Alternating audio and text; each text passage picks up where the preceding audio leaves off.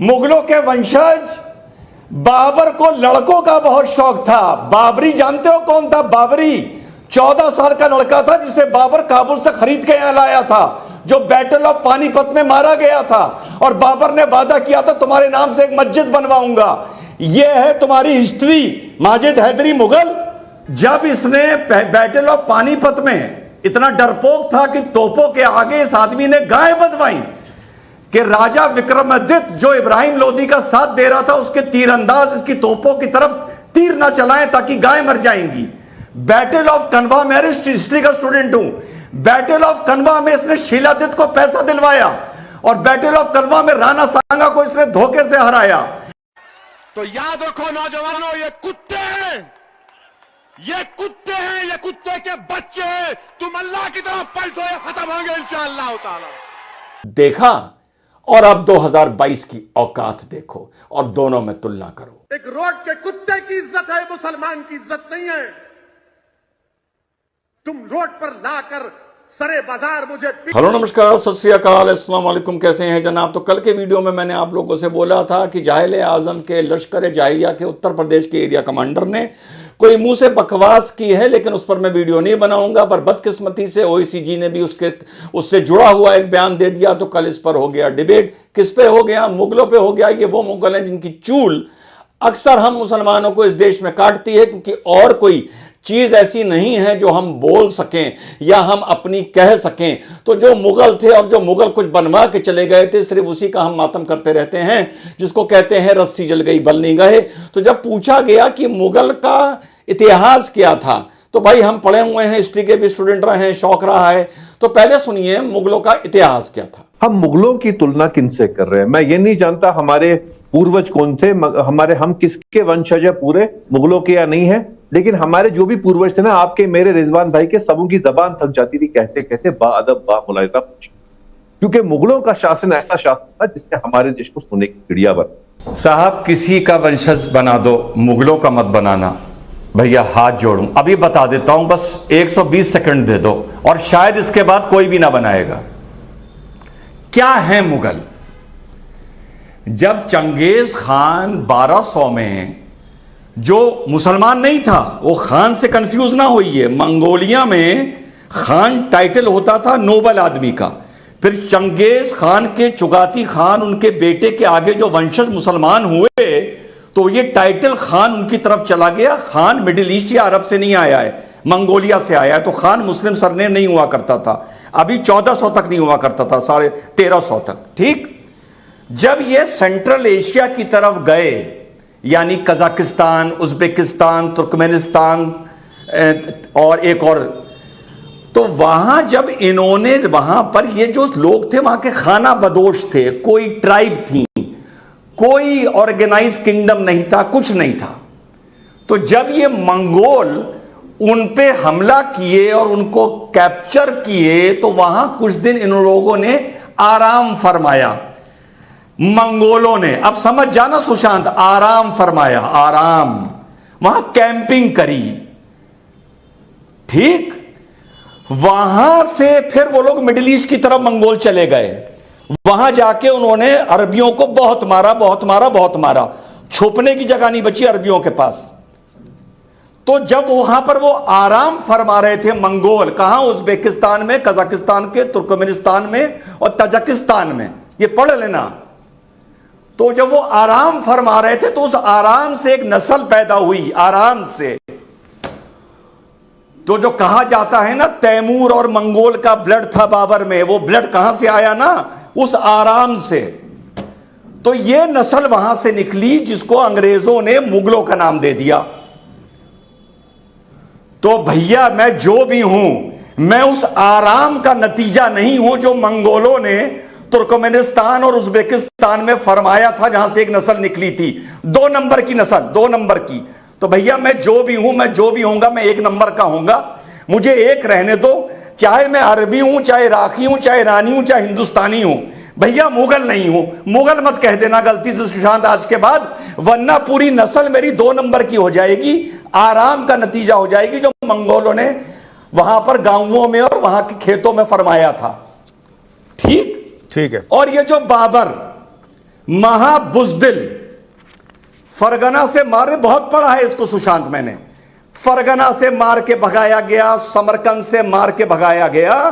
जब समरकंद से मार के भगाया गया तो पता है अपनी जान बचाने के लिए शाबिया खान को क्या दिया था?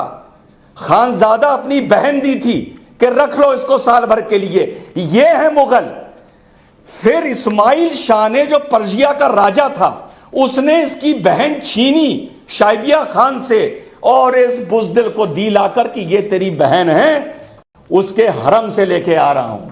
जो आदमी बचपन में हिस्ट्री नहीं पढ़ा उसको हम मौर्यन एम्पायर के बारे में क्या बताएं, चंद्रगुप्त के बारे में क्या बताएं, विक्रमादित्य के बारे में क्या बताएं, तक्षशिला यूनिवर्सिटी के बारे में क्या बताएं, नालंदा के बारे में क्या बताएं।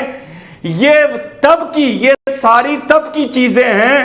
अरे भाई, हिंदुस्तान में मुगल छोड़ो, जब कुरान पाक की पहली आयत नहीं आई थी, आयत, तब हिंदुस्तान में तक्षशिला यूनिवर्सिटी थी और नालंदा थी। तो सोच समझ के बोला करो क्या बोल रहे हो, पहली बात। दूसरी बात, आपने ये बोला कि ऐसे नेता बोलते क्यों हैं, बड़ा आसान तरीके से बताऊंगा। छिपकली सोचती है गिरगिटान बन जाऊं, गिरगिटान सोचता है पटरागो बन जाऊं, पटरागो सोचता है कि मैं घड़ियाल बन जाऊं, घड़ियाल सोचता है मैं मगरमच्छ बन जाऊं। तो ये जो नेता हैं, इनको इतना तो पता चल गया है पिछले 5-7 साल में कि अगर तुम ओवैसी भाइयों की तरह बकवास किए जाओगे तो कहीं ना कहीं ये देश, ये मीडिया तुम्हारा संज्ञान लेगा। और देखिए वही हो रहा है, हम संज्ञान ले रहे हैं। तो इन लोगों को ये पता चल गया, और इनको ये पता चल गया है बड़े होने का यही तरीका है, छिपकली से गिरगिट बनने का, गिरगिट से पटरागो बनने का। पर रिजवान भाई इसमें एक पॉइंट है, रिजवान भाई इसमें एक पॉइंट है मेरा, रिजवान भाई इसमें एक पॉइंट है मेरा। जो मैंने दूसरा बयान सुनाया वो नेता का नहीं था, उनके दिमाग में भी था कि हम मुगलों के वंशज हैं, इतने साल हिंदुओं पर राज किया। वो जो अभी पूरा विवाद हुआ था अजमेर शरीफ वाला, आपको याद होगा, वहां भी यही था कि हमने इतने साल हिंदुओं पर राज किया है। 20 सेकंड भैया, 20 सेकंड बोलिए भैया, 20 सेकंड भैया। तो ये तो हो गई नेता की। अब पब्लिक की भी बता दूं, पब्लिक की भी एक कहावत सुनी होगी, रस्सी जल गई बल नहीं गए। ये वो केस है, क्योंकि हमारे पास कुछ अब बोलने को दुनिया में और देश में नहीं है। हमारे पास नोबेल साइंस के पुरस्कार नहीं है, हमारे पास इन्वेंशन नहीं है, हमारे पास साइंस नहीं है, हमारी टेक्नोलॉजी नहीं है। हमने दुनिया को सिवाय पेट्रोल के, जो अल्लाह ने एक नेमत दे दी, हमने 300-400 साल में दुनिया को कुछ दिया नहीं। तो फिर बचा क्या बोलने के लिए? कुछ तो बोलना है ना। तो वही मुगल और सल्तनत और गजनी और गौरी, सुशांत भाई, हमें हम करते रहते हैं, और ये करने के बाद थोड़ा हमारा मन हल्का हो जाता है। ठीक है। सुना तो भैया, जब मंगोल जो मुसलमान नहीं थे, बहुत बाद में जाके चंगेज खान के एक बेटे चुगाती खान से जो नस्ल निकली, उसने जाकर इस्लाम कबूल किया। तो जो ये बात होती है कि मंगोल, जो चंगेज खान को लोग मुसलमान समझते हैं, वो बहुत ही जाहिल हैं। तो जब वो सेंट्रल एशिया से मंगोल सेनाएं, फिर से बता दूं, जो उस टाइम जिन्होंने इस्लाम कबूल नहीं किया था, वो तुर्कमेनिस्तान, कजाकिस्तान, उज्बेकिस्तान, इनके थ्रू जा रही थी या इनको कैप्चर कर रही थी, और मंगोल सेना मिडिल ईस्ट की तरफ बढ़ती जा रही थी और पीछे अपने कुछ लड़ाके छोड़ती जा रही थी। तो वहां पर जो लड़ाकों ने आराम फरमाया, वहां से एक विंग मुगलों का निकला, जो जाके बाबर की फौज बनी।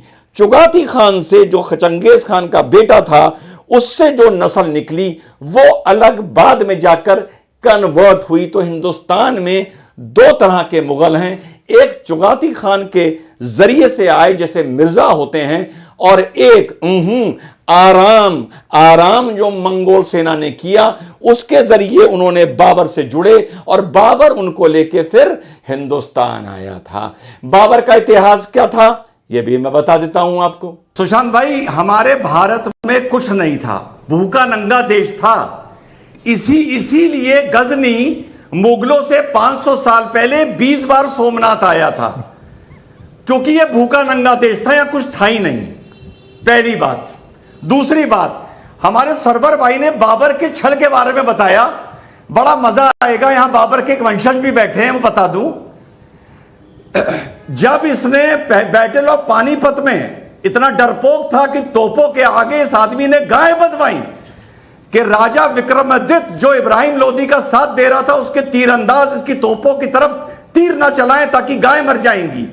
बैटल ऑफ कनवा में हिस्ट्री का स्टूडेंट हूं, बैटल ऑफ कनवा में इसने शीलादित्य को पैसा दिलवाया, और बैटल ऑफ कनवा में राणा सांगा को इसने धोखे से हराया। और सबसे बड़ी बात, मुगलों के वंशज बाबर को लड़कों का बहुत शौक था।